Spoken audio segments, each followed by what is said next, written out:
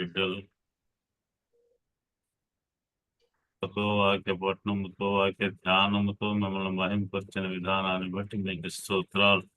దయాల్పుణ్ణి అవివేకిని అజ్ఞాన్ని నైనా నీ పాదముల చెంత ఉంటూ ఉండగా నన్ను సిలువ చాటు మరుగు చేసుకొని మీరు మాట్లాడండి. పరిశుద్ధుడు అయిన ప్రభువా, నీ దినాలనైనా తండ్రి ప్రభువాయా, మీరు భూమి మీదకి వచ్చినటువంటి ఆ దినాలను మేము జ్ఞాపకం చేసుకోవాలి అనుకుంటూ ఉన్నాం నాయన తండ్రి ప్రభువా. 2000 సంవత్సరాల క్రితమునైనా నీవు భూమి మీద నాయన తండ్రి జన్మించి మానవులను నాయన తండ్రి రక్షించిన విధానాన్ని మేమందరము జ్ఞాపకం చేసుకోవటానికి ఒక రోజు ఏర్పాటు చేసుకున్నాం. ప్రజలందరూ వారి వారి జన్మదినాలు చేసుకుంటూ ఉంటారు, కానీ నీ యొక్క జన్మదినాన్ని జ్ఞాపకం చేసుకునే పరిస్థితులు కూడా కొందరికి లేవు. అలా కాకుండా మేము అందరమునైనా ఒక దినాన్ని ఏర్పాటు చేసుకొని మీరు భూమి మీద పుట్టినటువంటి సంఘటన, మీరు చేసినటువంటి క్రియలు అనేకమైన వాటిని జ్ఞాపకం చేసుకోవటానికి మీరు ఒక దినాన్ని మాకు ఏర్పాటు చేసినందుకు మీకు స్తోత్రాలు. ఆ విషయాలు కొన్ని చర్చించుకోవాలి అనుకుంటూ ఉండగా నాయన నన్ను సిలువ చాటును మరుగు చేసుకొని మీరు మాట్లాడండి. మాట్లాడే మాట వృధాగా పోకుండా మా హృదయాల్లో పదిలపరుచుకొని ఫలించటానికి సహాయం ఇచ్చేయమని సమస్త వాతావరణం మీ స్వాధీనంలో ఉంచుకొని నడిపిస్తూ ఉన్నారు నైనా మీకు స్తోత్రాలు. ఎలాంటి ఆటంకము లేకుండా ముందుకు నడిపించమని నజరేయుడైన యేసుక్రీస్తు ప్రభునామమున ప్రార్థిస్తున్నాను తండ్రి. ఆమేన్. పరిశుద్ధ గ్రంథంలో కొన్ని మాటలు మనం జ్ఞాపకం చేసుకుందాం. లూకాసు వార్తలు 1వ అధ్యాయంలో 26 నుండి 36 వరకు మనం ఒకసారి జ్ఞాపకం చేసుకుందాం. చదవండి. 6వ నెలలో గబ్రియేలు అను దేవదూత గలిలయ నజరేతు ఊరిలో దావీదు వంశస్థుడైన యోసేపును ఒక పురుషుని ప్రదానము చేయబడిన కన్యక యొద్దకు దేవుని చేత పంపబడెను. ఆ కన్యక పేరు మరియా. ఆ దూత లోపలికి వచ్చి ఆమెను చూచి, ప్రాప్తురాల నీకు శుభము, ప్రభువు నీకు తోడై ఉన్నాడని చెప్పెను. ఆమె ఆ మాటకు బహుగా తొందరపడి ఈ శుభవచనం ఏమిటో అని ఆలోచించుకొనుచుండగా దూత, మరియా, భయపడకుము, దేవుని వల్ల నీవు కృప పొందితివి. ఇదిగో నీవు గర్భము ధరించి కుమారుని కని ఆయనకు యేసు అని పేరు పెట్టుదువు. ఆయన గొప్పవాడై సర్వోన్నతుని కుమారుడు అనబడును. ప్రభువైన దేవుడు ఆయన తండ్రి అయిన దావీదు సింహాసనమును ఆయనకి ఇచ్చెను. ఆయన యాకోబు వంశస్థులను యుగయుగములు ఏలును. ఆయన రాజ్యము అంతము లేనిదై ఉండునని ఆమెతో చెప్పెను. అందుకు మరియా, నేను పురుషుణ్ణి ఎరగని దాననే ఇది ఎలాగూ జరుగునని దూతతో అనగా, దూత, పరిశుద్ధాత్మ నీ మీదికి వచ్చును, సర్వోన్నతుని శక్తి నిన్ను కమ్ముకొన్ను గనుక పుట్టబోవు శిశువు పరిశుద్ధుడై దేవుని కుమారుడు అనబడును. మరియు నీ బంధువురాలు ఎలిజబెతు కూడా తన వృద్ధాప్యమందు ఒక కుమారుని గర్భము ధరించి ఉన్నది. గొడ్రాలనబడిన ఆమెకు ఇది 6వ మాసము. ఇందులో రాయబడతా ఉన్నాయి. మరియా అనబడినటువంటి ఒక స్త్రీ కనిపిస్తా ఉంది. తర్వాత వృద్ధాప్యమందు కుమారుని కనేటువంటి ఒక వ్యక్తి ఇందులో కనిపిస్తా ఉంది. ఎలిజబెత్ గారిని ఎందుకు చూపించాడు మరియ గారికి? ముందుగానే ఆమె ప్రసవించిన తర్వాత ఒక కుమారుడు జన్మించిన తర్వాత ఆయన యేసుక్రీస్తు వారికి ముందుగా వచ్చినటువంటి వ్యక్తి ఆయన తర్వాత అయినా తెలుసుకుంటారు కదా, అప్పుడైనా నమ్మొచ్చు కదా. ఎందుకు ఈ విధంగా ఆమెను ఎలిజబెత్ను ఆయన దేవుని యొక్క దూత గుర్తు చేస్తా ఉన్నాడు అంటే, ఈమెకి జరగాల్సింది ఏం జరుగుతూ ఉంది? మరియకు వివాహం కాకుండా కుమారుడు పుడతాడు కాబట్టి అది రూఢిపరుచుకోవటానికి ముసలి వాళ్ళైనటువంటి వాళ్ళని కూడా దేవుడు ఈ విధంగా చేస్తాడు, కావాలంటే పోయి సాక్ష్యంగా ఆమెను పరిశీలన చేయి అని చెప్పటం జరుగుతూ ఉంది. 3 నెలల పాటు ఆమె ఆ యొక్క ఎలిజబెత్ గారికి మనకు కనిపిస్తూ ఉంది. ఇందులో స్త్రీ అయినటువంటి ఒక స్త్రీకి ఆయన పుట్టాలి అని దేవుని యొక్క వాగ్దానము మనకు తెలుస్తూ ఉంది. మనం కొన్ని వాగ్దానాలు మనం జ్ఞాపకం చేసుకోవచ్చు.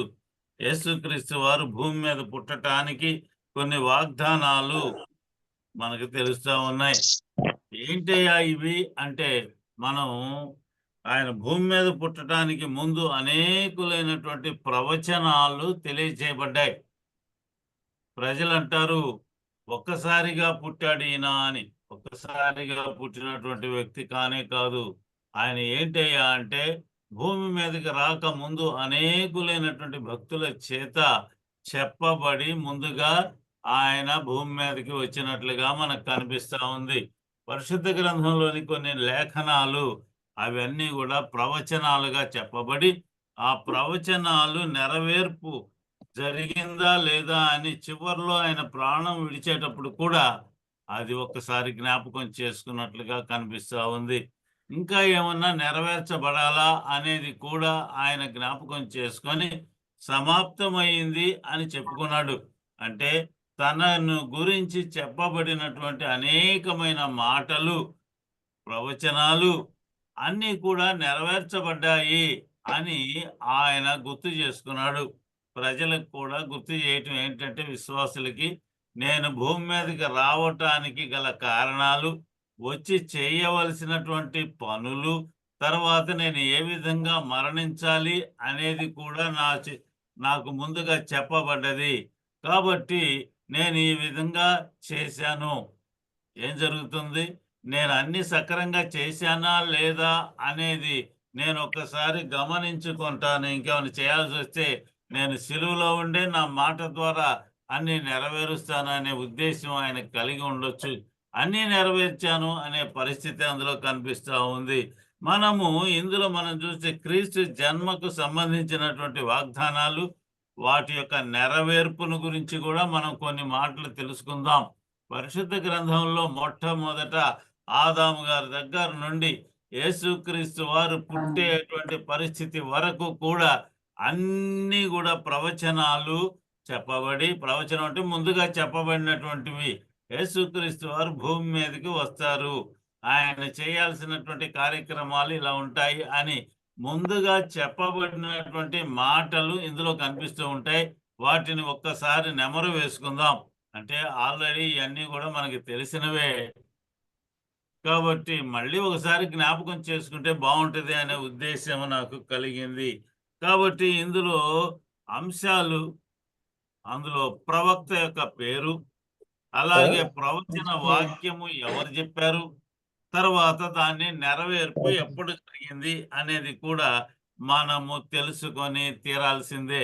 ఇందులో మొట్టమొదటిగా మనం చూస్తే, మనము ఆదికాండము 3వ అధ్యాయము 15వ వచనాన్ని మనం గమనిస్తే, అందులో రాయబడినటువంటి కొన్ని మాటలు మనకు కనిపిస్తూ ఉంటాయి. మరియు నీకును స్త్రీకిని, నీ సంతానమునకును ఆమె సంతానమునకును వైరము కలుగ చేసేదను. అది నేను తల మీద పాముతో మాట్లాడుతున్నటువంటి మాట, ఒక స్త్రీ నుండి వచ్చేటటువంటి ఒక పురుషుడున్నాడు. ఆ పురుషుడు నిన్ను తల మీద కొడతాడు అనేది ప్రవచనము ఆది కాండములోనే రాయబడుతూ ఉంది. స్త్రీకి పెట్టేటువంటి పురుషుడు పవిత్రుడై ఉండాలి, లేకపోతే అది సాధ్యపడేది కాదు. ఇందులో అపవిత్రాత్మ అయినటువంటి సాతాన్ని ఎదిరించటము అంటే సామాన్యుల వల్ల అయ్యేది కాదు. అందువలన ముందుగానే ఒక ప్రవచనము రాయబడతా ఉంది. ఆ ప్రవచనము యొక్క నెరవేర్పు ఏంటయ్యా అంటే, మనము గలతీయులకు రాసిన పత్రికలో 4వ అధ్యాయంలో 4, 5 వచనాలు ఒక్కసారి మనం జ్ఞాపకం చేసుకుంటే, అందులో రాస్తూ ఉన్నటువంటి మాట, ప్రవక్త అయినటువంటి ఇక్కడ మనం చూస్తే ఆదాము అవ్వల యొక్క వాగ్దానం ఇది.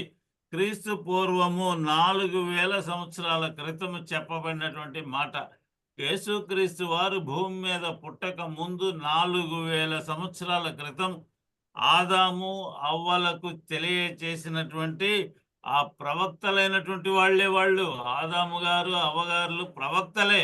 ముందుగా జరగబోయే వారికి తెలిసినటువంటి విషయమే ఇందులో రాస్తూ ఉన్నాడు. ఇది ప్రవచనంగా మనకి తెలియజేయబడ్డది.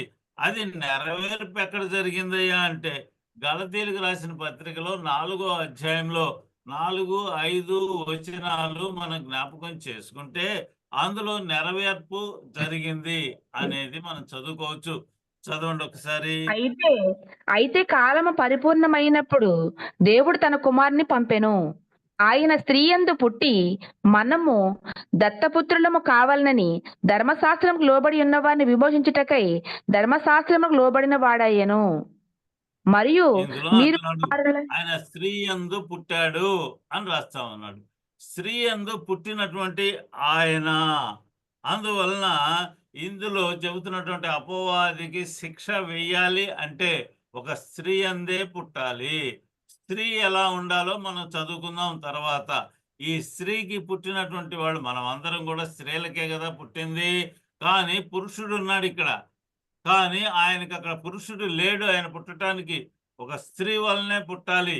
ఇందాక మనం చదువుకున్న దాంట్లో పరిశుద్ధాత్ముడు అక్కడ ఆవరించటం వలన ఆమెకు ఒక కుమారుడు కలిగాడు, అతను పరిశుద్ధుడై ఉంటాడు అనే పరిశుద్ధ పదము రాయబడతా ఉంది.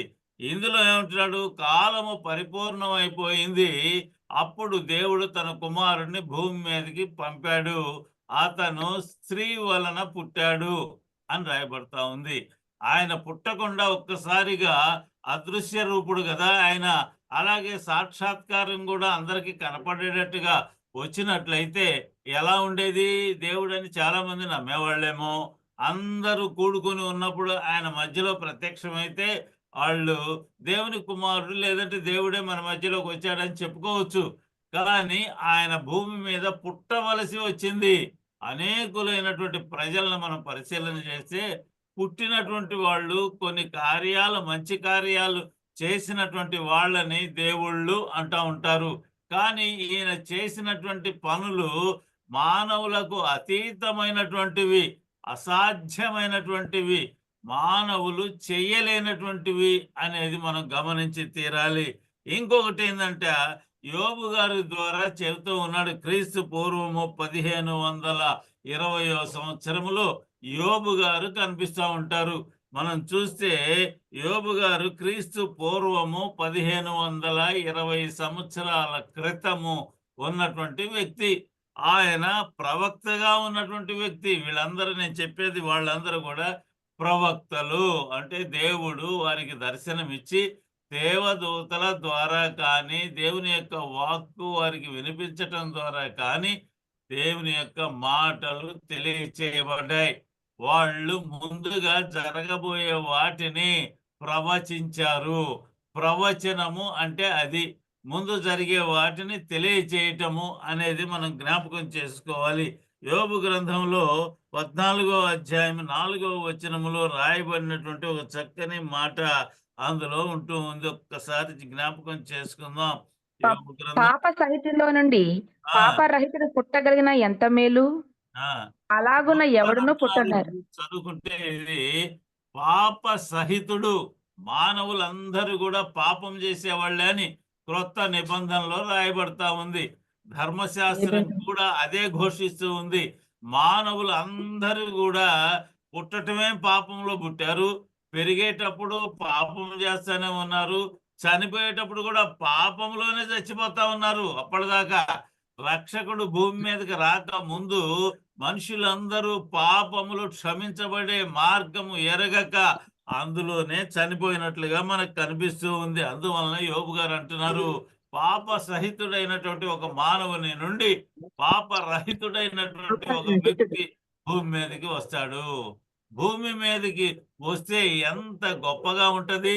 పాపరహితుడు రావాలి అంటే భూమి మీద పాపరహితులు లేరు, ఒక్కడే ఆయన పాపము లేనటువంటి వాడు. క్రొత్త నిబంధనలో యేసు ప్రభువారిని గురించి అంటున్నటువంటి మాటలు ఏంటంటే, ఇందులో ఒక అపవిత్రురాలైనటువంటి ఒక స్త్రీ వచ్చింది. పాపము లేనటువంటి స్థితిలో ఉన్న యేసుక్రీస్తు వారు కనిపిస్తారు అక్కడ. నేను కూడా నిన్నేమి అననమ్మా అనే మాట కనిపిస్తా ఉంది. ఆయన పాపము లేనటువంటి వాడు, నిష్కల్మషుడు. ఆయన రాయబడినటువంటి మాట. ఆయనలో ఏ పాపము లేదు అనే మాట కూడా పరిశుద్ధ గ్రంథకర్త రాపించాడు. అది నెరవేర్పు ఎక్కడ జరిగింది? లోకాసు వార్త 1వ అధ్యాయంలో 36వ వచనాన్ని మనం జ్ఞాపకం చేసుకుంటే అందులో రాసినటువంటి ఒక చక్కని మాట కనిపిస్తా ఉంది. అప్పుడెప్పుడో చెప్పినటువంటి మాట. పాప సహితుడు అంటే పాపములో జీవించేటువంటి ప్రతి మానవులు ఉంటారు. అందులో ఒక వ్యక్తికి పాపరహితుడైనటువంటి వాడు పుట్టాలి. పాపరహితుడు ఎలా పుడతాడు? పవిత్రుడై పుట్టాలి. అంతేగాని స్త్రీ పురుషుడి కలయిక వలన పుట్టేవాడు కాదు. దేవుని యొక్క ఆత్మ వలన మాత్రమే కలగాలి అనేది అందులో మనం గుర్తించాలి. ఇందులో అంటున్నాడు లూకా సువార్తలో 1వ అధ్యాయంలో 36వ వచనాన్ని మనం గమనిస్తే అందులో ఒక చక్కని మాట రాయబడతా ఉంది. చదువుకుందాం.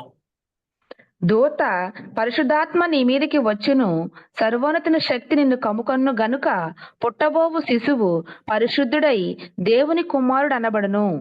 ఎవరంటారు? దేవుని కుమారుడు. దేవుడు అపవిత్రత కలిగినటువంటి పాపము రహితుడు, పాపరహితుడైనటువంటి వాడైన ఆయన పాపము అనేది ఆయన ధరికి చేరదు. కాబట్టి ఎలాంటి పిలుపు వస్తుంది ఈయనకి?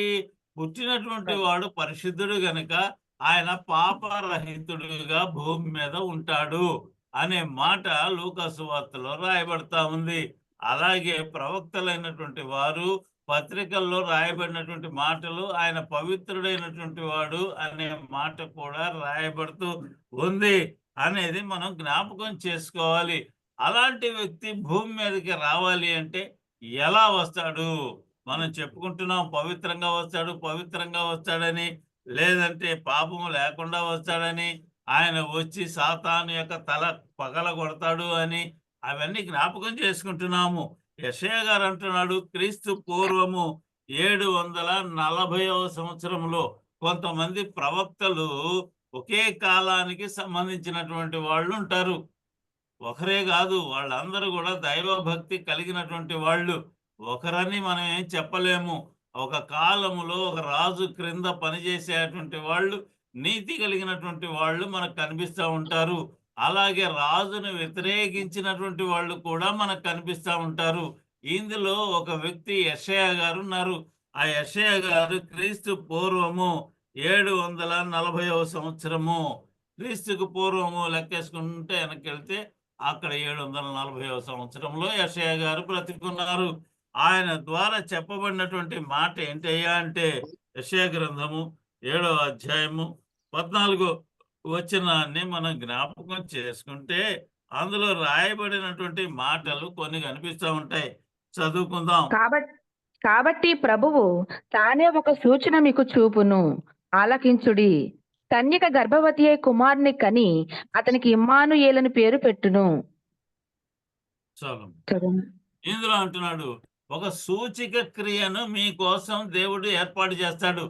సూచిక క్రియ అంటే అర్థం ఏంటి అంటే లోకములో జరిగే విషయాలు కాకుండా, మానవుల స్వాధీనములో లేకుండా పరలోకము నుండి వచ్చేది. అది సూచిక క్రియ. పరలోకం అంటే మానవులకు అసాధ్యమైనది ఏదైనా ఉంటే అది దానిని దేవుడు చేస్తాడు కాబట్టి దానిని సూచిక క్రియ అంటారు.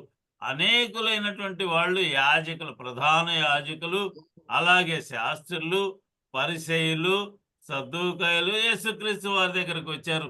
రాజు గారు కూడా అంటూ ఉన్నటువంటి మాటలు కనిపిస్తూ ఉంటాయి. ఇదిగోనయ్యా, నేను నిన్ను నమ్మాలి అంటే నీవు ఒక సూచిక క్రియను మాకు చూపించు. పరలోకము నుండి ఒక సూచిక క్రియ పైనుండి చూపించాలంటే వాళ్ళకి సూచిక క్రియ. మీరు ఇవన్నీ అడుగుతున్నారు కానీ నేను మీకు ముందుగా నేనేం చేయను పోండి అన్నాడు ఆయన. సూచిక క్రియ అంటే మానవుల మధ్యలో దేవుడు చేసేటువంటి కార్యములు అనేది మనం తెలుసుకోవాలి. మానవులకు చేతగానటువంటివి అనేది. మానవులకి ఏం చేత ఉంది? పరిశుద్ధాత్ముడు భూమి మీదకి రావటం అనేది. ఇందులో అంటున్నాడు 7:14 మళ్ళీ ఒకసారి చదవమ్మా, ఏమంటున్నాడు? కాబట్టి ప్రభువు తానే ఒక సూచన మీకు చూపును, ఆలకించుడి. కన్యక గర్భవతి అయి కుమారుని కని అతనికి ఇమ్మానుయేలని పేరు పెట్టును. ఇందులో ఆలకించండి అనే పదము ఎంత గొప్పగా ఉంటది. ఎవరైతే తెలుసుకోలేకుండా ఉంటారో, ఎవరైతే ఎదురు చూస్తూ ఉంటారో వాళ్ళ మధ్యలోకి వచ్చి మాట్లాడటం అది. అంటే ఆలోచించండి అనే మాట. ఇందులో మీరు అందరూ కూడా తెలుసుకోవాలి అనేది ఇందులో కనిపిస్తా ఉంది. ప్రకటన అది ప్రకటిస్తా ఉన్నాడు. మీరందరూ కూడా వినాల్సినటువంటి మాట ఏందో తెలుసా? కన్యక గర్భవతి అయి కుమారుని కంటది. ఆయనకు ఏం పేరు పెడతారట? ఇమ్మానుయేలని పేరు. ఇమ్మానుయేలు. దేవుడు మనకు ఇమ్మానుయేలు అనగా దేవుడు మనకు దేవుడు తోడై మనకు ఉన్నాడు. దేవుడు మనకు తోడని అర్థం. తోడు. మానవులు తోడు కాదట. ఆయన భూమి మీదకి వచ్చి మానవులకు అందరికీ తోడుగా ఉంటారు. ఎందుకంటే తోడు మానవులకు తోడు అవసరం ఎప్పుడు వస్తుంది? రాత్రి పూట భయపడతా ఉన్నప్పుడు, వానిలో భయము కలిగినప్పుడు ఒక తోడు కావాల. చిన్నపిల్లలను పట్టుకుని ఎవరైనా ఆ కొట్టు దగ్గరకు పోయి పలానది కొనక్కరా అని చీకటి పడ్డప్పుడు అంటే అమ్మో నాకు భయం అంటారు. పిల్లలకే కాదు పెద్దవాళ్ళకి కూడా అప్పుడప్పుడు భయం పుడతా ఉంటది. అప్పుడు ఒక మనిషిని తోడుగా వస్తారు. అక్కడ మనుషులు తోడు ఎంతవరకు ఉంటారు? వాని ప్రాణం మీదకి వస్తుంది అనుకున్నప్పుడు వాడు తొలగిపోతాడు. అంటే ఎదుటి వాని ప్రాణానికి ఇబ్బంది కలుగుద్ది అని అనుకున్నప్పుడు ఆ తోడు పక్కకి వెళ్ళిపోద్ది. కానీ దేవుడు అంటున్నటువంటి మాట ఏందయ్యా అంటే, ఇది ఇమ్మానుయేల్ అనే పేరే పెట్టుకొని భూమి మీదకి వస్తా నేను. ఇమ్మానుయేల్ అంటే నేను ప్రజలందరికీ కూడా తోడుగా ఉంటాను. కష్టాల్లో తోడు, నష్టాల్లో తోడు, అన్ని విధాలుగా ఇబ్బందులు పడుతున్నటువంటి వాళ్ళకి నేను తోడుగా ఉంటాను అని చెప్పినటువంటి వాళ్ళు లోకంలో ఎవరు కూడా ఉండరు. నువ్వు చనిపోయే పర్యంతము కూడా నేను నీకు తోడుగా ఉని వాగ్దానం చేసినటువంటి దేవుడు మన దేవుడు. కాబట్టి ఇమ్మానుయేలు అని పేరు పెడతారు అని ముందుగానే చెప్పబడినటువంటి వాగ్దానము నెరవేర్పు ఎక్కడ జరిగింది? మత్తయి సువార్త 1వ అధ్యాయము 22వ వచనాన్ని మనం జ్ఞాపకం చేసుకుంటే అందులో దీని యొక్క నెరవేర్పు సంభవించింది. చదువుకుందాం ఒకసారి. ఇదిగో కన్యక గర్భవతి అయి కుమారుని కనును, ఆయనకు ఇమ్మానుయేలని పేరు పెట్టుదురు అని ప్రభువు తన ప్రవక్త ద్వారా పలికిన మాట నెరవేరినట్లు ఇదంతయు జరిగెను. ప్రభువు ముందుగా తెలియజేయబడినటువంటి మాటలు నెరవేరేటట్లుగా వాటి నెరవేర్పు జరగాలి. ఆ నెరవేర్చటానికి ఆయన భూమి మీదకి వచ్చేటప్పుడు ప్రజలందరికీ తోడుగా ఉంటాడని ముందు చెప్పాడు కదా. ఆయనే ఈ చిన్న పిల్లవాడు అని చెబుతున్నటువంటి మాట కనిపిస్తా ఉంది. ఎంత గొప్పగా ఉంది! కన్యక గర్భవతి కుమారుని కన్ను అతనికి ఇమ్మానుయేలు అని పేరు పెడితే ఆ ఇమ్మానుయేలు పెద్దవాడై అందరికి తోడుండాల్సింది పోయి శిలువ మరణం పొందితే ఇంకా మనకేం తోడుంటాడండి? ఆయన ఉండాల్సినటువంటి ఆయన మనతో పాటుగా ఉండాలి. కానీ ఆయన సిలువ వేయబడితే చనిపోతే మనకు తోడెక్కడుంది? ఉందండి, ఉంది. దేవునికి స్తోత్రం. ఇంకా ఆయనకి ఇంకొక మాట కూడా రాయబడతా ఉంది. మీకా గారు మనం చూసినట్లయితే క్రీస్తు పూర్వము 750వ సంవత్సరంలో మీకా గారు బ్రతికారు. ఇందాక యెషయా గారు 740 సంవత్సరంలో ఉంటే ఈయన 750వ సంవత్సరంలో భూమి మీద ఉన్నాడు. ఈయన ద్వారా ఒక మాట రాయబడతా ఉంది. మీకా అనబడినటువంటి ఒక ప్రవక్త, చిన్న ప్రవక్తల్లో ఒక ఆయన. అందులో చిన్న పెద్ద ఏమి లేదు. దేవుని యొక్క ఆశీర్వాదం మెండుగా ఉండి భూమి మీద ఆయన గురించి తెలియజేసినటువంటి అనేకమైన గొప్ప కార్యాలు రాసినటువంటి వ్యక్తులనేమో పెద్దవాళ్ళు అన్నారు. కన్నం పెద్దది కాబట్టి ఈయన కూడా ప్రవక్తే. అంటే దేవుని యొక్క మాటలు తెలియచేయబడ్డాయి అంటే అతను నిజంగానే పెద్దవాడు. కానీ మనం అనుకుంటాం చిన్న ప్రవక్తనే. చిన్న గ్రంథం మీకా గ్రంథం చిన్నది, కొద్దిగా రాశాడు, మిగిలినవి కూడా రాసి ఉంటాడు. రాయటం అంటే జరిగింది అంటే రాయటం అలవాటు పడి ఉంటుంది ఆయనకి. అలాంటి పరిస్థితి ఇందులో కనిపిస్తూ ఉంది. మనం 850 సంవత్సరాలు 750 సంవత్సరాల క్రితము ఈయన ద్వారా చెప్పబడినటువంటి మాట ఏంటంటే మీకా గ్రంథము 5వ అధ్యాయము 2వ వచనములో తెలియజేయబడినటువంటి ఒక చక్కని మాట కనిపిస్తా ఉంది. చూద్దాం. బెత్లెహేము ఆ, బెత్లెహేము ఎఫ్రతా యూదా వారి కుటుంబములలో నీవు స్వల్ప గ్రామమైనను నా కొరకు ఇజ్రాయేలీలను ఏలబోవువాడు నీల నుండి వచ్చును. ఇందులో రాసిన ఏమనట, ఎఫ్రతా అనబడినటువంటి మార్గం అది. ఎఫ్రతా అనేది, బెత్లెహేము అనేది ఒక ఊరు, గ్రామము. ఎఫ్రతా మార్గంలో బెత్లెహేం పోవాలి. అక్కడ అంటున్నాడు, ఈ బెత్లెహేం అనే ఊరిలో నిన్ను ఇజ్రాయేలీ ఏలబోయేటువంటి వాడు భూమి మీద పుడతాడు. ఏలేవాడు, నన్ను ఏలుతున్నాడు అంటే వాడు రాజుగా ఉండాలి. ఆయన మహారాజుగా భూమి మీద పుట్టల, అతి అందరికంటే తక్కువ వానిగా భూమి మీద పుట్టినట్లుగా మనం చూస్తూ ఉంటాం. ఆయన తక్కువ వాడుగా జన్మించినప్పటికీ కూడా ఎంతో గొప్పవాడుగా మన మధ్యలో జీవించాడు. గొప్పవాడంటే ఏంటి? మానవులకు అసాధ్యమైన పనులు చేసేవాడిని గొప్పవాడు అంటారు. ఎవరైనా మంచి మాటలు చెప్పేవాడిని మంచోడు అంటారు. గొప్ప కార్యాలు చేసేవాడిని గొప్పవాడు అంటారు. అలాగే ఈయన మానవుల మధ్యలో జీవించి అనేక గొప్ప కార్యాలు చేశాడు కాబట్టి ఆయన గొప్పవాడుగా మనకి కనిపిస్తూ ఉంటాడు. మీకా రాసినటువంటి 5:2లో మనం చదువుకున్నాం కదా, అదే లూకా సువార్త 2వ అధ్యాయం 11వ వచనంలో నెరవేర్చబడ్డది. చూడండి ఒకసారి, లూకా సువార్త 2వ అధ్యాయము 11వ వచనాన్ని మనం గమనిస్తే, అందులో దావీదు పట్టణమందు నేడు రక్షకుడు మీ కొరకు పుట్టి ఉన్నాడు. ఈయన ప్రభువైన క్రీస్తు. దానికి ఇదే మీ కానవాలు. చదవనా సార్? ఒక శిశువు పొత్తిగుడ్లతో చుట్టబడి ఒక తొట్టిలో పండుకొనిట మీరు చూచెదరని వారితో చెప్పెను. ఇందులో రాస్తున్నాడు, ఇదిగో పలానా ఊర్లో మీ కొరకు రక్షకుడు భూమి మీద పుట్టాడు, పోండి మీరు చూడండి పోండి అనే మాట అందులో రాయబడతా ఉంది. ఇక్కడ మీకా గారు చెప్పిందేమో బెత్లెహేములో పుడతాడని, ఇక్కడ కూడా బెత్లెహేము అనే పట్టణంలో ఇక్కడ పొత్తిగుడ్డలతో చుట్టబడినటువంటి ఒక శిశువు అని రాస్తూ ఆయన ప్రభువు అని రాస్తున్నాడు. చిన్న పిల్లవాడు ప్రభువు వర్ణించబడతా ఉన్నాడు. దాన్ని మీరు ఎప్పుడైనా గమనించారా? మన చిన్న పిల్లలను కూడా మనం ప్రభువు గొప్పవాడు అవుతాడని ముందుగా చెబుతామా? చిన్నపిల్లగాడుగా ఉన్నప్పుడు చెప్పరు. బజార్లో నిలబడితే ఎవరికైనా రాళ్ళు వేస్తుంటాడు, కుక్కలకి వాటికి వీటికి రాళ్ళు వేసే పరిస్థితులు ఉంటాయి చిన్నపిల్లలకి. అది ఎగబడితే పారిపోతాడు అనుకోండి, అది వేరే విషయం. ఇందులో చిన్న పిల్లవాడుగా ఉన్న యేసుక్రీస్తుని గురించి రాయబడుతూ ఏముంది? ఫలానా ఊర్లో బెత్లెహేము అనబడినటువంటి ఊర్లో ఫలానా వ్యక్తి భూమి మీద పుట్టాడు, కాబట్టి మీరు చూడాలి అంటే పోండి చూడండి అనే మాట అందులో తెలియజేయబడుతున్న మాటల్లో మనకి కనిపిస్తూ ఉంది. లోకములో గొప్ప సంతోషకరమైనటువంటి సువర్తమానము అని చెప్పబడుతూ ఉంది.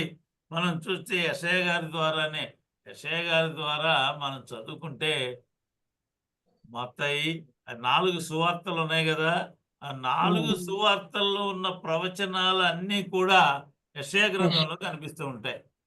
దాన్ని బేస్ చేసుకొని ఆ ప్రవచనాలన్నీ కూడా నెరవేర్పు ఈ 4 గ్రంథాల్లో కనిపిస్తూ ఉంటాయి. అలాగే మిగిలిన అన్ని కూడా కొత్త నిబంధనల విషయాలు అన్నీ కూడా ఈ యెషయా గ్రంథంలో మనకు కనిపిస్తూ ఉంటాయి. అందువలన యెషయా గ్రంథం ఎంతో గొప్పదైనటువంటి గ్రంథంగా ఎంచబడ్డది అనేది మనం చూడాలి.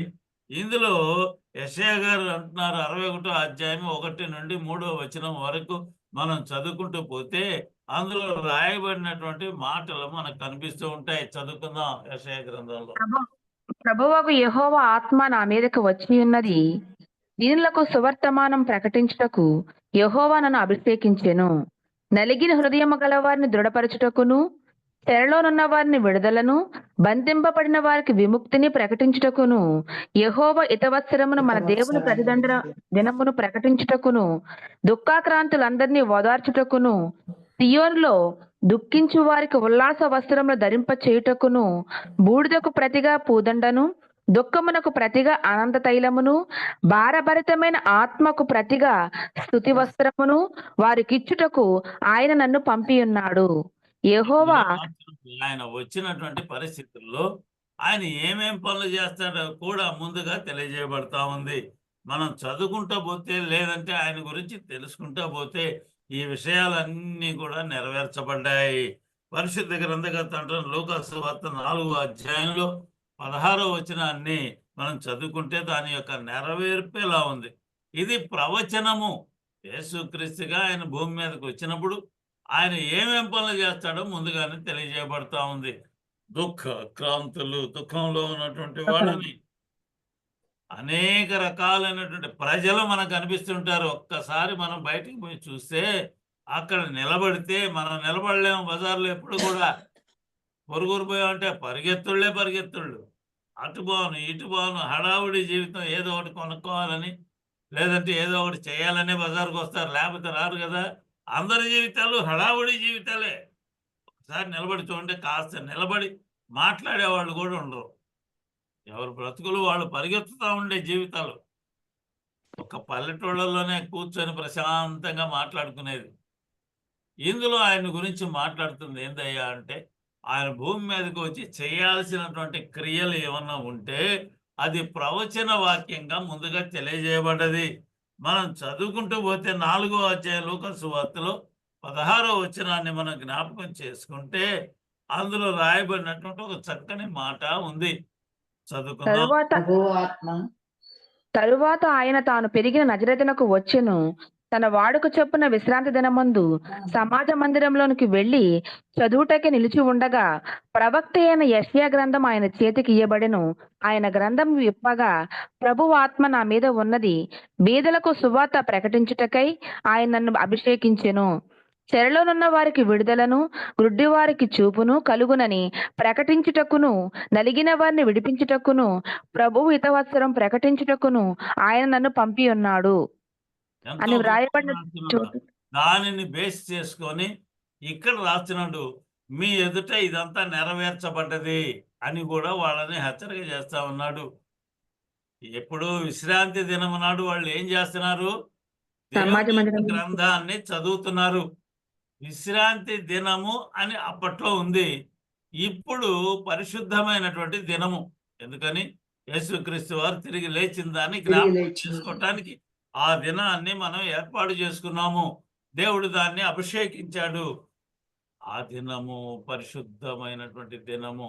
ఆ దినాన్ని ఎక్కడికి పోయటినా? సమాజ మందిరంలోకి. సమాజ మందిరము అంటే అర్థమైంది, దేవాలయం. ప్రజలందరూ కూడుకునే కూడుకునే ప్రాంతం. ఒక ప్రదేశము. దానికి ఒక మందిరములాగా ఏర్పాటు చేసుకున్నారు. అందరూ సమాజముగా అంటే అందరూ కూడుకునేటువంటి కూడుకుని ఏం చేస్తున్నారు? వాళ్ళు ముచ్చట్లాడుకుంటున్నారా? ఆడవాళ్ళు కూర్చుంటే యెషయా గ్రంథం చదువుతున్నారు, ముచ్చట్లాడతారు. కూర్చుంటే ముచ్చట్లన్నీ వచ్చేస్తాయి, బైబిల్ తీసి పక్కన పెట్టేస్తారు అమ్మటే. కానీ ఇక్కడ ఏం చేస్తున్నారు? యెషయా గ్రంథం చదువుతున్నారు. మందిరములో యెషయా గ్రంథము చుట్ట అన్ని కూడా చుట్టుంటాయి. పేపర్లుగా అప్పుడు రోజుల్లో ప్రింటింగ్ లేదుగా. గట్టిగా చుట్టబడినటువంటి ఆకుల్లోనో, లేదంటే చర్మపు కాగితాల మీదనో, చర్మాన్ని చీల్చో, లేదంటే రాతి పలకల మీదనో రాస్తా ఉంటారు. చెరగిపోకుండా ఉంటది అది. అలాంటి దాన్ని ఒక చుట్ట ఈయనకిస్తే అది చదువుతా ఉన్నాడు. చదివితే ఏమొచ్చింది ఈయనకి? యెషయా గ్రంథంలో ఉన్న ప్రవచనము ఆయనకి వచ్చింది. దాంట్లో ఏం రాశారు? గుడ్డి వాళ్ళకి, ఉన్న వారికి విడుదలను, బాధల్లో ఉన్నటువంటి వాళ్ళ యొక్క బాధలు, ఇంకా నష్టాలు అనుభవిస్తూ ఉన్నటువంటి వాళ్ళకి విడుదల, ఇలా రాస్తుంది. ఇవన్నీ కూడా మీ ఎదుట నెరవేర్పు జరిగింది అని వాళ్ళందరికీ హెచ్చరికగా చెబుతా ఉన్నాడు. ఓ పెద్దవాడు సమాజంలో ఉంటే అతనికి ఒక మాట చెబితే ఎవడన్నా పేదవాడు పోయి ఏం చెబుతారు? పెద్ద చెప్పొచ్చావులే పోయా, నువ్వు చెప్పటమా నాకు? సమాజంలో నేను చాలా పెద్ద గొప్పవాడిని. ప్రధాన యాజకులతో కూడా హెచ్చరికలు చేసినట్లుగా మనకి కనిపిస్తూ ఉంది. సమాజ మందిరములో ప్రజలు కూర్చొని దేవుని యొక్క గ్రంథాన్ని చదవటము అనేది అప్పుడు అలవాటు ఉంది. మనము సమాజ మందిరంగా కూడేది అక్కడ దేవుని యొక్క మందిరములో. మందిరంలో మందిరములో నువ్వు వెళుతున్నావా? వెళ్ళి కూర్చున్న తర్వాత పరిశుద్ధ గ్రంథాన్ని చదువుతున్నావా? దేవుని యొక్క మాటలు వింటున్నావా? అక్కడ ఉన్న వాళ్ళందరూ కూడా వినేటట్టుగా చదువుతున్నాడు ఈయన. వింటున్నావా? విని దాన్ని ఆచరిస్తున్నావా? దాని ప్రకారంగా బ్రతకాలి అని చూస్తున్నావా? ఒక్కసారి నువ్వు గనక సమాజ మందిరమైనటువంటి ఈ రోజుల్లో ఉన్నటువంటి ఆ యొక్క మందిరాల్లోకి వెళ్ళి ప్రార్థన చేసుకోవటానికి, దేవుని యొక్క వాక్యము చదువుకోవటానికి ఒక సమయము ఇంటికి వచ్చిన తర్వాత కుదురుద్దా? ఈరోజు 8 గంటల దాకా దేవుని యొక్క వర్తమానం ఉందండి. కొంతమంది మధ్యలోనే ఆపేస్తూ ఉంటారు. కారణం హడావుడి జీవితాలు. అయ్యో నాకు ఆ పని ఉంది, ఈ పని ఉంది, ఈ సమయం దాటంగానే పరిగెత్తాలి. వెంటనే సమయం ఉందా? బైబిల్ చదవటానికి సమయం దొరుకుతుందా? ఈ సమయాన్ని మనం ఎంచుకున్నాం. ఎంతో గొప్పదైనటువంటి సమయం. బైబిల్ చదువుతున్నారు, పాటలు పాడుతున్నారు, వాక్యం వింటున్నారు. ఎంతో శ్రద్ధగా దేవుని యొక్క వార్తలు, మాటలు మీకు వినిపించబడుతూ ఉన్నాయి. ఇంతకంటే ఏం కావాలి? ఉదయాన్నే లెగవటం, దేవుని యొక్క మాటలు వినటం కంటే గొప్పదైనటువంటి విషయం ఏమీ కూడా లేదు. ఆయన జన్మాన్ని గురించి మనకి ఇందాకనే చదువుకున్నాం. యెషయా గ్రంథకర్త రాశాడు కదా, 7వ అధ్యాయం 14వ వచనము. అది మత్తయి సువార్తలో 1వ అధ్యాయంలో 25వ వచనంలో కూడా నెరవేర్చబడ్డది. ఒకసారి చదువుకుందాం. మత్తయి సువార్త 1వ అధ్యాయం 25వ వచనాన్ని జ్ఞాపకం చేసుకుందాం. ఆమె కుమారుని కను వరకు ఆమెను ఎరగకుండెను. అతడు ఆ కుమారుని ఎవరు? ఎలిజబెత్ నలుగురు కనేంత వరకు కూడా ఆమెను ఎరగకుండెను. ఎరగకుండెను. ఎవరు? తన మరియా. భర్త. మరియా మరియ కుమారుని కంటది. మరియను ఎరగకుండెను. ఎవరు? యోసేపు. యేసేపు. యోసేపు గారు పిల్లవాడు పుట్టేంత వరకు కూడా ఆమెతో కలిసి ఉండలేదు. అంటే కలిసి ఉండటం అంటే సంసార జీవితం అప్పటి వరకు కూడా ఆయన చేయలేదు అనేది మనకి జ్ఞాపకం చేయటానికి అందులో రాయబడతా ఉంది. ఆయన పుట్టేంత వరకు అంటే అర్థం ఏంటి? తర్వాత వాళ్ళిద్దరూ కలుసుకొని కలిశారు. జీవితాన్ని ప్రారంభించారు అనేది మనకు తెలుసు. ఎందుకని? సమాజంలో నీ తల్లిదండ్రులు, నీ అన్నదమ్ములు వచ్చారయ్యా, మీ అక్క చెల్లెళ్ళు కూడా మీ అక్క చెల్లెళ్ళు వచ్చారయ్యా వచ్చారంటే అంటే యేసు ఎవరు నా క్రీస్తు సహోదరుడు అంటారు. దేవుని మార్గంలో గొప్పగా నడుస్తుంటారో వారు వాళ్ళే నాకు అక్క నా చెల్లెళ్ళు, సహోదరులు. అన్నదమ్ములు అని చెబుతూ గుర్తు చేస్తాడు. లోకంలోకి వచ్చినటువంటి పనిని మానవులకు పదే పదే గుర్తు చేశాడు ఆయన. ఎందుకని? మానవులు మర్చిపోతా ఉన్నారు. సరైనటువంటి మార్గం ఇది. కాబట్టి మీరు నాకు పిల్లలుగా ఉంటారు, మీరు నాకు సహోదరులుగా ఉంటారు, సహోదరులుగా ఉంటారు. కాబట్టి మీరు తెలుసుకోవాల్సింది ఒకటే అనే మాట అందులో రాస్తున్నాడు. అంటే తర్వాత మరియ యేసేపులకు పిల్లలు ఉన్నట్లే కదా ఉన్నారండి. రాయబడతా ఉంది అందులో. యోసేపుకి మళ్ళీ పెళ్లి చేసుకోవటాలు, అంతకు ముందే పెళ్లి చేసుకొని పిల్లలు కన్నారు. ఇవన్నీ ఉట్టుట్టి మాటలు, ఎన్నో చెప్పుకోవచ్చు. పరిశుద్ధ గ్రంథంలో అదేమి రాయలేదు. యోసేపు నీతిమంతుడైనటువంటి మంతుడు. నీతిమంతుడైనా నీతిమంతుడైన దేవుని దూత కనిపిస్తాడా? కనిపిస్తుంది. దేవుని దూత కనపడి మాట్లాడటం అంటే ఎంత గొప్పదైనటువంటి విషయం. ఈ రోజుల్లో అలాంటి పరిస్థితులు ఉన్నాయా? లేదు. అప్పట్లో యేసేపు గారికి దేవుని యొక్క దూత కనిపిస్తే అనే పదం మనం ఆలోచన చేస్తే అతను నీతిమంతుడై ఉన్నాడు. ఆమెను విడనాడటానికి ఇష్టపడలేదు. దేవుని దూత ద్వారా హెచ్చరిక చేయబడి మరియను ఆయన చాలా జాగ్రత్తగా చూశాడు. పిల్లవాడిని కనేంత వరకు పవిత్రమైనటువంటి జీవితాన్ని జీవించారు అనేది ఇందులో రాయబడతా ఉంది. తర్వాత వారికి పిల్లలు పుట్టారు అనేది పరిశుద్ధ గ్రంథంలో తెలియజేయబడతా ఉంది. అర్థమవుతుందా? మనం అర్థమవుతుంది. మరియను గురించి తెలియజేసుకునేటప్పుడు ఆమె చిన్న పిల్ల ఏం కాదు. మంచి యుక్త వయసులో ఉన్నటువంటి స్త్రీ ఒక్కతే ఎలిజబెత్ గ్రామానికి వెళ్ళింది. చూసారా, ఒక్కళ్ళే వెళ్తారండి ఎవరైనా? లేదు. పరిస్థితి ఉంది అంటే చిన్నపిల్లలు బాలేరు, అడవి ప్రాంతం, ఎడారి ప్రాంతాలు అవన్నీ కూడా. ఒక్కతే వెళ్ళింది అంటే ఎంతో ధైర్యమైనటువంటి స్త్రీ. ఒక్కతే వెళ్ళింది అంటే వయస్సు దగ్గర 18 సంవత్సరాల దాకా ఉండుంటాయి అని వ్యాఖ్యానకర్తల వ్యాఖ్యానాలు మనకు కనిపిస్తూ ఉంటాయి. అంతేకాదు మనం జ్ఞాపకం చేసుకున్నా కూడా అదే పరిస్థితి. ఆమె ప్రార్థనలో గడిపేటువంటి స్త్రీగా మనకు కనిపిస్తా ఉంది. ఎన్నో ఆటుపోట్లను ఎదుర్కోవటానికి కూడా సిద్ధపడినటువంటి ఒక స్త్రీ కనిపిస్తూ ఉంటుంది అందులో. ఇందులో మనకు కనిపిస్తుంది ఏంటి అంటే మత్తయి 1:25లో మనం చదువుకున్నాం కదా. ఉమ్. ఆమె కుమారుని కను వరకు ఆమెను ఎగకుండెను.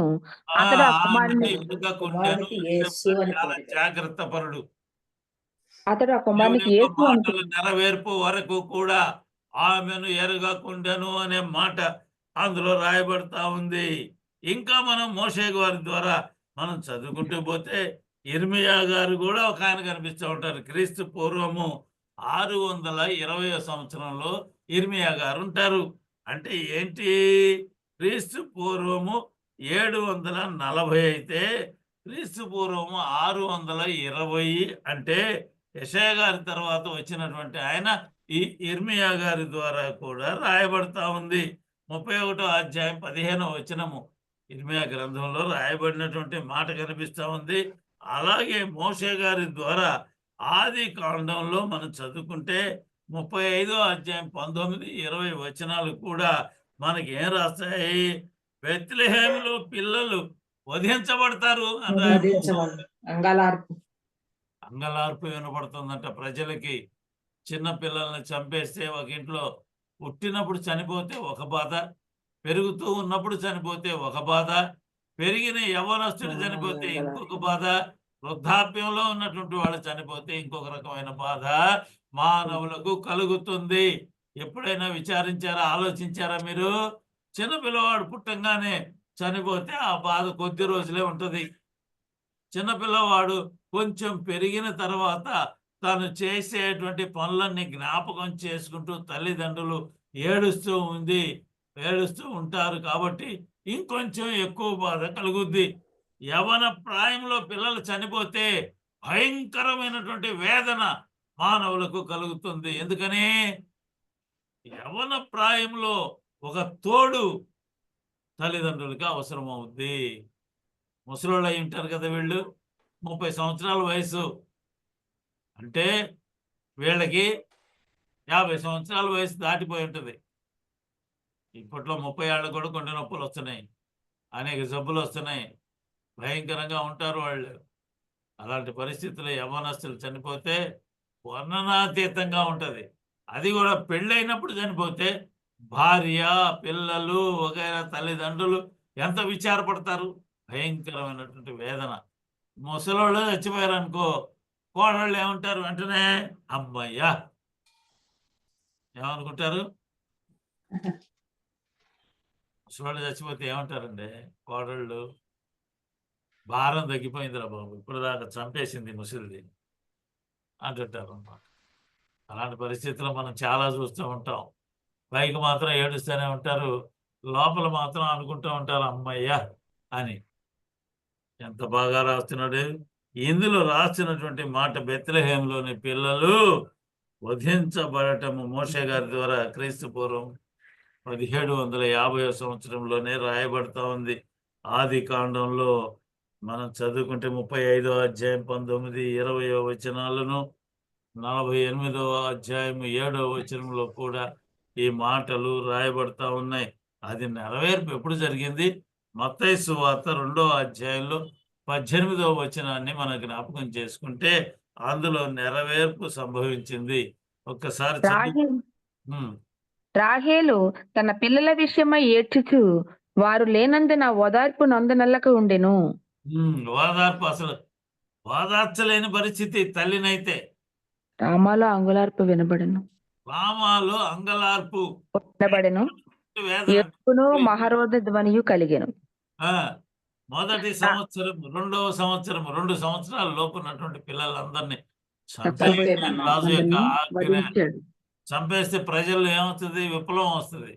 కానీ రాజు చండ శాసనుడు అయి ఉంటే అది జరిగేది కాదు. మత్తయి సువార్త 2:18 ఏం రాశారు? రాహేలు తన పిల్లల విషయమై ఏడ్చుచు, పైనుంచి చదవనా సర్లేతే? చదువు. ఆ జ్ఞానులు తను అపహసించిన హేరోదు గ్రహించి బహు ఆగ్రహం తెచ్చుకొని తాము జ్ఞానుల వలన వివరముగా తెలుసుకున్న కాలమును బట్టి బెత్లెహేములోని దాని సకల ప్రాంతములలోనూ 2 సంవత్సరములు మొదలుకొని తక్కువ వయసు గల మగపిల్లలందరినీ వధించెను. ఇందులో అందువలన అంటున్నాడు, జ్ఞానులు బయలుదేరారు. యేసుక్రీస్తు వారు పుట్టంగానే ఆకాశంలో వీళ్ళకి ఏం కనిపించింది? నక్షత్రం కనిపించింది. నక్షత్రం కనిపించింది. ఆ నక్షత్రం పేరు ఏమన్నారు? ఇది ఆయన నక్షత్రము. ఎవరిది? యేసుక్రీస్తు ప్రభు జన్మించింది. యేసుక్రీస్తు వారి ప్రభు అయినటువంటి మన ప్రభువు యొక్క నక్షత్రం అది. దానికి గుర్తుగా ఒక నక్షత్రం కనిపిస్తే దానిని పట్టుకొని జ్ఞానులు బయలుదేరారు. ఎన్ని సంవత్సరాల వరకు? 2 సంవత్సరాలు బట్టి ఉంటుంది అని ఎస్టిమేషన్ వేసుకున్నాడు రాజుగారు. ఒక్కళ్ళే ఆలోచన చేయరు రాజుగారు. ఆయన దగ్గర మంత్రులు ఉంటారు, జ్ఞానులు ఉంటారు, శాస్త్రులు ఉంటారు. శాస్త్రం తిరిగేసినటువంటి వాళ్ళందరినీ పిలిచాడు. ఎందుకని? శాస్త్రము, ధర్మశాస్త్రం అక్కడ పెట్టుంటది. రాజుగారి దగ్గర ధర్మంగా పరిపాలించేటువంటి పరిస్థితి రాజుకు ఉండాలి. అది ఎక్కడ రాయబడ్డది? ధర్మశాస్త్రంలో రాయబడ్డది. అందువలన శాస్త్రులు ఉంటారు. ధర్మశాస్త్రాన్ని క్షుణ్ణంగా చదువుకున్నటువంటి వాళ్ళు మంత్రులుగా అక్కడ ఉంటారు. వాళ్ళ ద్వారా తెలుసుకొని జ్ఞానులు రాజుని అపహసించారు అనేది ఆయన భరించలేకపోయాడు. చూసారా? వెంటనే సైనికులను పిలిచి 2 సంవత్సరాలు దగ్గర జరిగి ఉంటుంది. ఇది 2 సంవత్సరాల లోపు ఉన్నటువంటి పిల్లలందరినీ సంహరించమని అని చెప్పినటువంటి సంఘటన అందులో కనిపిస్తా ఉంది. భయంకరమైనటువంటి పరిస్థితిని ముందుగానే రాపించినటువంటి దేవునికి స్తోత్రం. హల్లెలూయా. కాలంలో నోవాహు గారు తెలుసు కదండి? తెలుసండి. ఎవరైనా నీతిమంతుడు అంటారు. ఏం చేశాడు? జలప్రళయంలో వారి కుటుంబాన్ని 2348 సంవత్సరాల క్రితం ఒక మాట మాట్లాడాడు ఆయన. ఏం మాట్లాడాడు తెలుసా? షేము వంశావళిలో నుండి వస్తాడు. షేము ఎవరు? నోవాహు కుమారుడు. Very good. నోవాహు యొక్క కుమారుడు షేము. నోవాహుకి ఎంతమంది కుమారులు? 3. షేము, హాము, యాపెతు. చూస్తున్నాం. షేము, హాము, యాపెతు. ఆ ముగ్గురులో షేము అనబడినటువంటి ఆయన ఆశీర్వదించబడినటువంటి వాడు. షేము ద్వారా వచ్చినటువంటి సంతానములో నుండి ఆయన భూమి మీదకి రావాలి. ఆదికాండము 9వ అధ్యాయము 26, 27 వచనాలు మనం జ్ఞాపకం చేసుకుంటే అందులో రాయబడినటువంటి మాటలు మనకు కనిపిస్తూ ఉంటాయి. షేము దేవుడైన యెహోవా స్తుతింపబడును గాక, కనాను అతనికి దాసుడగును. దేవుడు యాపేతును విశాలపరచును, అతడు షేము గుడారంలో నివసించును, అతనికి కనాను దాసుడగును అనెను. అంత గొప్పగా రాస్తున్నాడండి. మిగిలిన వాళ్ళందరూ కూడా దాసులై ఉండేటువంటి ఒక కుమారుని భూమి మీదకి వస్తాడు షేము వంశంలో నుండి. అదే లూకా సువార్త 4వ అధ్యాయం 36వ వచనంలో రాయబడినటువంటి ఒక చక్కని నెరవేర్పు కనిపిస్తా ఉంది. చదువుదాం. లూకా సువార్త 4:36. అందుకందరు విస్మయము పొంది, ఇది ఎట్టి మాట, ఈయన అధికారముతోనూ బలముతోనూ అపవిత్రాత్మలకు ఆజ్ఞాపింపగానే అవి వదిలిపోవచ్చున్నవని ఒకరితో ఒకడు చెప్పుకొనిరి. అంతటా గుడారంలో ఎవరెవరు ఉంటారండి? ఇప్పుడు మా ఇంట్లో ఎవరెవరు ఉండాలి? నేను ఉండాల్సిందే సరే, మా ఆవిడ ఉండాలి, నా పిల్లలు ఉండాలి. గుడారం అంటే అదే. లేదా నా తల్లిదండ్రులు ఉంటే ఒకవేళ ఉండాలి. ఇందులో షేము గుడారంలో నుంచి వచ్చినటువంటి ఒక అద్భుతమైనటువంటి వ్యక్తి అంటున్నాడు. ఇందులో ఏమంటున్నాడు? ఆ వ్యక్తి ఎలాంటి వాడంటే అపవిత్రాత్మలను బంధించగలిగినటువంటి శక్తి కలిగినటువంటి ఒక వ్యక్తి బలముతోను అన్నాడు. ఏంటి ఇది? అధికారముతోను మనం ఎన్ని మాటలు మాట్లాడినా ఆ దురాత్మల బాటలో ఇంకా ఎక్కువ వస్తున్నాయి. ఒకదాన్ని వదిలిస్తే ఇంకో దాన్ని పట్టుకొస్తుంది, ఇంకో దాన్ని పెట్టి వదిలిస్తే ఇంకొకటి వస్తుంది, మంత్రాలు వేస్తే పోయినట్టుగా నటిస్తున్నాయి. కానీ ఈయన అధికారంతో ఒక మాట మాట్లాడంగానే వెళ్ళిపోతున్నాయి. పారిపోతున్నాయి. ఇదేం మాటలు? ఆశ్చర్యపోయేటువంటి పరిస్థితులు కనిపిస్తూ ఉన్నాయి. గొప్ప మాట. అపవిత్ర ఆత్మలు. ఒక గొప్ప ప్రవక్త ఒక ఆయన ఉన్నాడు, ఆయనకి పిల్లలు ఉన్నారు. తండ్రి మాట్లాడితే పో అంటే పోతున్నాయి. ఆయన కుమారులు ఉన్నారు, పాపం వాళ్ళు కూడా బయలుదేరారు, మేము కూడా వదిలిస్తామని. వదిలిస్తే వదిలినయా? ఎగబడి ఏం చెప్పింది? లేవు, ఎగబడి చంపేసింది. తిరగబడ్డాయండి, తిరగబడి కొట్టినాయి, పారిపోయారు. ఇక్కడ అలాంటి పరిస్థితి మిగిలిన వాళ్ళకి కలిగింది. కానీ అధికారంతో పో అనగానే పోతున్నాయి. ఏంటిదంతా కూడా? ఈయన మాట ఏంది? ఒక మాట మాట్లాడితే లోకం యావత్తు కూడా స్వాధీనపడుతున్నటువంటి ఈ వ్యక్తి ఎవరు అనే ఆలోచన కనీసం వాళ్ళకి కలిగి ఉన్నది. ఇందులో అంటాడు సర్వలోకానికి కూడా ఆశీర్వాదము పరిస్థితులు. అబ్రహాం గారి ద్వారా మాట్లాడబడినటువంటి ఒక మాట. క్రీస్తు పూర్వము 2126 సంవత్సరంలో ఆయన మాట్లాడుతున్నటువంటి మాట ఆదికాండంలో 12వ అధ్యాయంలో 3వ వచనాన్ని మనం జ్ఞాపకం చేసుకుంటే అబ్రహాం గారి ద్వారా ప్రవచన వాక్యం కనిపిస్తా ఉంది. చదువుకుందాం. భూమి యొక్క సమస్త వంశములు నీ యందు ఆశీర్వదించబడునని అబ్రాముతో అనగా, యెహోవా అతనితో చెప్పిన ప్రకారము అబ్రాము వెళ్ళెను. లోతు అతనితో కూడా వెళ్ళెను. అబ్రాము హారాను నుండి బయలుదేరినప్పుడు 75 ఏండ్లు ఈడు గలవాడు. చాలు, 75 సంవత్సరాల వయసులో ఆయన ఒక ఊరు వదిలేసి బయలుదేరాడు. అబ్రహాం గురించి మనకు అందరికి తెలిసినటువంటి విషయమేగా. అబ్రహాం గారు బయలుదేరి, ఇదిగో అబ్రహామా, నేను చూపించే దేశానికి నువ్వు వెళ్ళు పో అనగానే మూటములే సర్దుకొని అమ్మడే బయలుదేరాడండి. మనమైతే ఎన్ని ప్రశ్నలు వేస్తాం? ఆ ఊర్లోన అక్కడ తిండి లేక వస్తున్నారయ్యా, అక్కడ పోతే పొలాలు సరిగ్గా పండవయ్యా. మనం చదువుకుంటూ ఉంటే ఎంతో ప్రాముఖ్యమైనటువంటి మాటలు మనకు కనిపిస్తూ ఉంటాయి. ఇందులో అబ్రహాం గారితో మాట్లాడుతున్నటువంటి మాటలు కనిపిస్తాయి. అబ్రహాం ఏం చేశాయంటే, అందులో దూత చెబుతున్నటువంటి మాట ఏంది అంటే, సర్వలోకానికి కూడా ఆశీర్వాదం కలుగుద్ది నీ ద్వారా.